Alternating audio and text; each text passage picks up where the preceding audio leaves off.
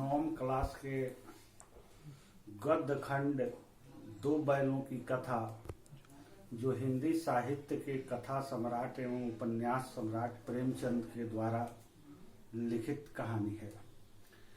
इस कहानी पढ़ने के पहले आज हम लोग मुंशी प्रेमचंद जी के बारे में लेखक परिचय के रूप में कुछ जानने का प्रयास करेंगे। बरना और असी नदियों के बीच के क्षेत्र वाराणसी यानी बनारस से 6 किलोमीटर दूर स्थित लम्ही नामक ग्राम के अजायब राय नामक पिता, आनंदी नामनी माता के घर 31 जुलाई 1880 ईस्वी को भारत के एक महान कलाकार और सफल साहित्यकार का जन्म हुआ, जो आगे चलकर कलम का सिपाही, हिंदी के गांधी, भारत के गोरकी, महान कथाकार और उपन्यास सम्राट बने। माता पिता ने भौतिक संपत्ति से हीन पर ज्ञान रूपी संपत्ति से युक्त इस बालक का नाम धनपत राय रखा। चाचा ने दुलार से नवाब राय रखा। उनकी पुस्तक सोजे वतन की जप्ती के बाद जवाना पत्रिका के द्वारा साहित्यिक नाम प्रेमचंद से सभी परिचित हुए। प्रेमचंद का व्यक्तित्व बहुआयामी था। पत्रकार प्रेमचंद, नाटककार प्रेमचंद, कथाकार प्रेमचंद और उपन्यासकार प्रेमचंद। प्रेमचंद पहले उर्दू में लिखा करते थे। उर्दू में इनकी कई कहानियां जवाना पत्रिका में प्रकाशित हो चुकी थी। 1904 तक जवाना पत्रिका के अस्थायी और विशिष्ट लेखक हो चुके थे। प्रेमचंद एक सफल नाटककार के रूप में हमारे सामने आए। करबला, संग्राम और प्रेम की बेदी इनके 3 प्रमुख नाटक हैं, जो इन्हें सफल नाटककार प्रमाणित करते हैं। कथाकार प्रेमचंद हिंदी के एक सफल कहानीकार के रूप में हमारे सामने आते हैं। उनकी पहली कहानी संसार का सबसे अनमोल रत्न 1907 में जमाना में प्रकाशित हुई थी। उन्होंने 300 से अधिक कहानियां लिखी, जो मानसरोवर के 8 खंडों में प्रकाशित है। उसने कहानी को नया आधार स्तंभ दिया, कहानी को नई दिशा और नई दशा दी। कफन पूस की रात उनकी यथार्थवादी कहानी है, तो नमक का दारोगा सुहाग का 100 आदर्शवादी कहानी है, तो पंच परमेश्वर आदर्शोन्मुख यथार्थवादी कहानी है। कफन मुंशी प्रेमचंद की एक ऐसी अविस्मरणीय कहानी है, जो 2 शराबी बाप बेटों पर लिखी गई है। एक गरीबी की चादर ओढ़े शराब के ऐसे आदी थे कि वे बेटे की पत्नी की मृत्यु पर कफन के लिए चंदा करके एकत्र किए गए पैसे भी कफन खरीदने के बजाय शराब की भेंट चढ़ा दिए। पात्रों की गरीबी, मजबूरी और नशे की आदत का प्रस्तुतिकरण इतने प्रभावी ढंग से किया गया है कि उनके पात्र या घटनाएं पाठकों के समक्ष सजीव हो उठती हैं। कदाचित इसीलिए कलम के सिपाही से उन्हें विभूषित किया गया। पंच परमेश्वर आदर्शोन्मुख यथार्थवादी कहानी में बुढ़िया के एक छोटे से वाक्य ने कि बेटा बिगाड़ की डर से ईमान की बात न कहोगे, अलगू के सोए हुए धर्म ज्ञान को जगा दिया। बेटा खुदा से डरो, पंच न किसी के दोस्त होते हैं न दुश्मन, उन्हें न्याय के सिवा कुछ नहीं सूझता। हमारे उत्तरदायित्व का ज्ञान बहुधा हमारे संकुचित व्यवहारों का सुधारक होता है, इत्यादि जैसे वाक्य आदर्श और यथार्थ से समन्वित है। पंच परमेश्वर कहानी के बारे में अधिकारी आलोचक पंडित हजारी प्रसाद द्विवेदी का कथन कितना सार्थक है। पंच परमेश्वर कहानी ने अपने जमाने की लिखी जाने वाली सभी कहानियों के रंग को फीका कर दिया। इस कहानी की तुलना में अगर कोई कहानी आ सकती है तो वह है चंद्रधर शर्मा गुलेरी की उसने कहा था कहानी। उपन्यासकार प्रेमचंद उपन्यास के क्षेत्र में अगर दूत बनकर आए, उन्होंने हिंदी पाठकों को तिलस्मी खंडहरों और जासूसी मादों से निकालकर मानवीय धरातल पर लाकर रखा। उन्होंने लगभग 14 उपन्यास लिखे। प्रेमचंद हिंदी के सर्वश्रेष्ठ उपन्यासकार और गोदान उनका सर्वश्रेष्ठ उपन्यास है। जबकि बालजाक संसार का सबसे श्रेष्ठ उपन्यासकार तो हुआ, लेकिन उसका उपन्यास सर्वश्रेष्ठ उपन्यास नहीं हुआ। सर्वश्रेष्ठ उपन्यास का दर्जा टॉल्स्टॉय लिखित वार एंड पीस को मिला। गोदान ने ही इनको उपन्यास सम्राट प्रमाणित किया। गोदान एक यथार्थवादी उपन्यास है। गोदान अपने काल के ग्रामीण जीवन का एक सच्चा दर्पण है, सच्चा दस्तावेज है। ग्रामीण जीवन और कृषि संस्कृति का एक ऐसा यथार्थवादी और मार्मिक चित्रण किसी भी भारतीय उपन्यास में नहीं मिलता। आचार्य नलिन बिलोचन शर्मा का कथन कितना सार्थक है कि प्रेमचंद के उपन्यास आपाततः मनोरंजन के साधन भी हैं और सत्य के संवाहक भी हैं।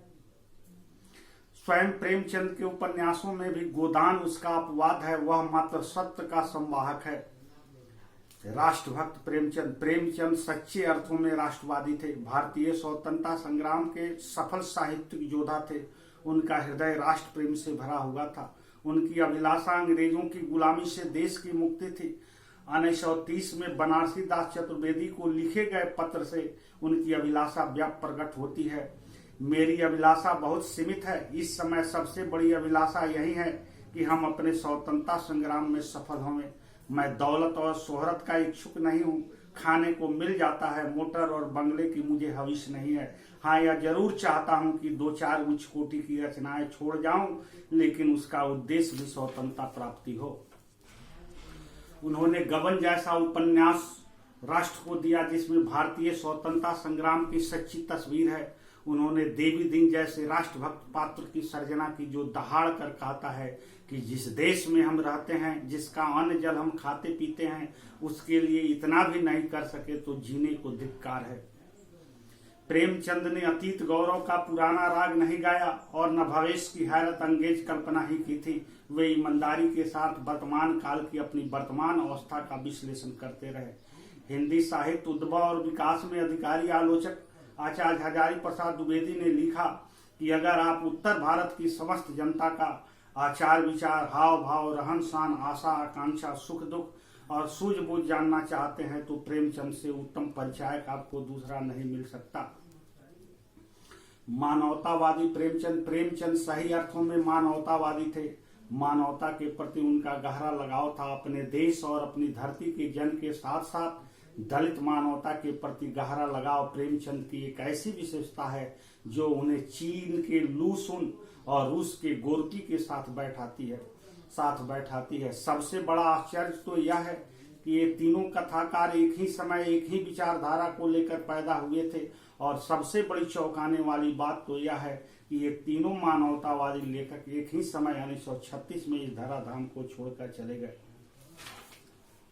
इस प्रकार हम पाते हैं कि माता पिता का प्यारा धनपत, चाचा का दुलारा नवाब, सौतेली माँ का तिरस्कृत दीन सौतेला पुत्र, अध्यापक और निरीक्षक, हिंदी साहित्य का सफल कथाकार, उपन्यास सम्राट मुंशी प्रेमचंद ने विघ्न बाधाओं का डटकर मुकाबला करते हुए 1936 की रात के पिछले पहर में 56 वर्ष की अल्पायु में इस धराधाम को छोड़कर परलोकवासी हो गए।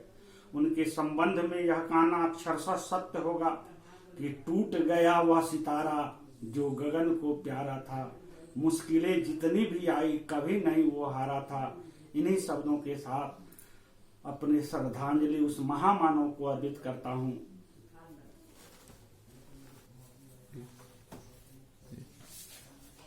आज हम लोग 2 बैलों की कथा जो हिंदी के कथा सम्राट मुंशी प्रेमचंद के द्वारा लिखित है, उस कहानी तो बड़ी लंबी है, लेकिन इस कहानी का सार को हम लोग आज समझने का प्रयास करेंगे।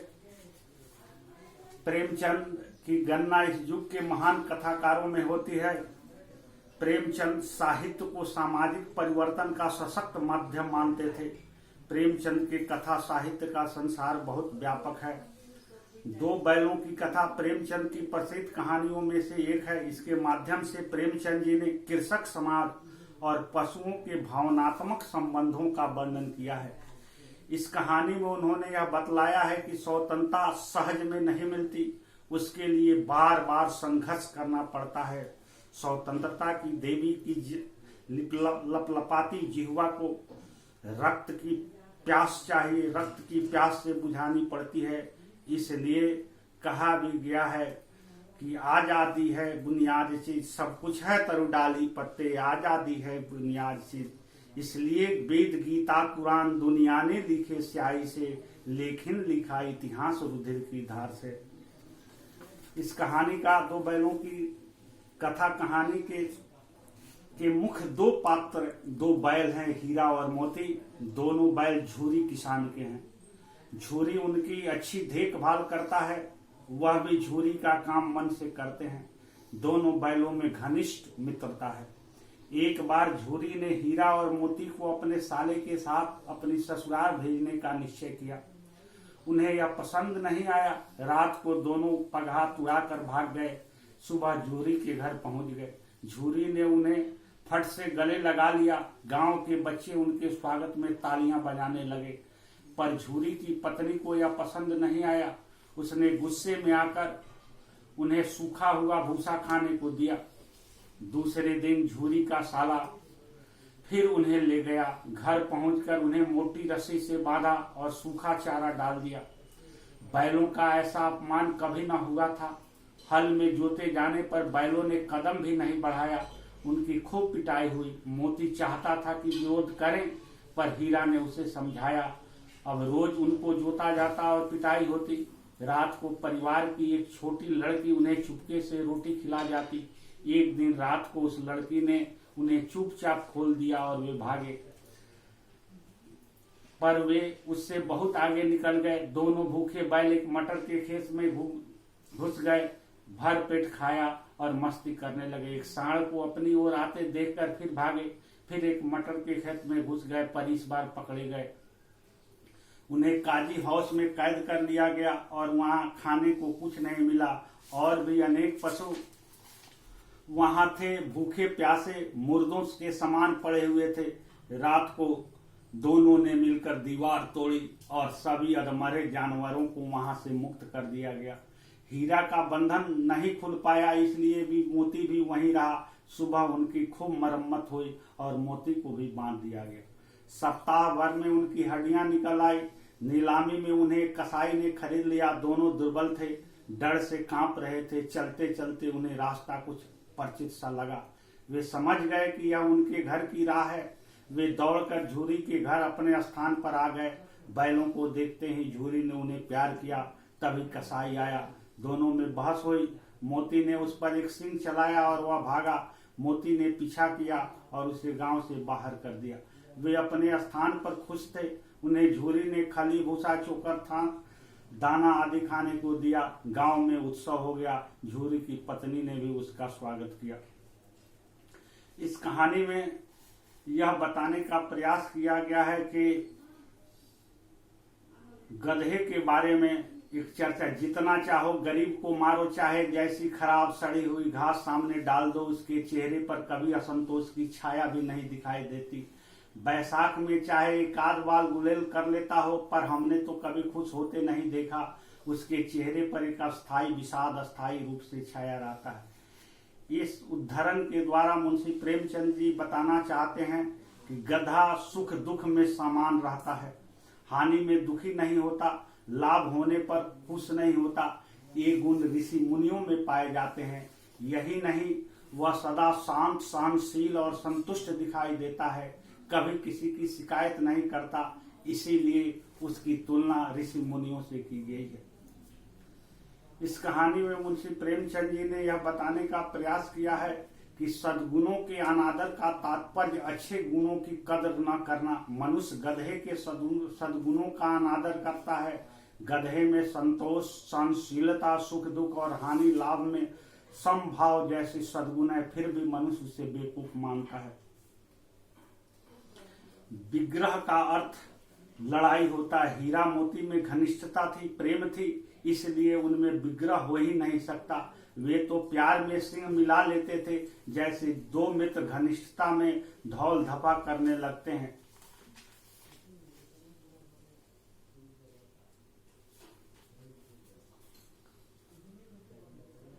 यही कहानी का मुख्यतः सार यही है। अब हम लोग दूसरे क्लास में इसके प्रश्नोत्तर के बारे में जानने का प्रयास करेंगे।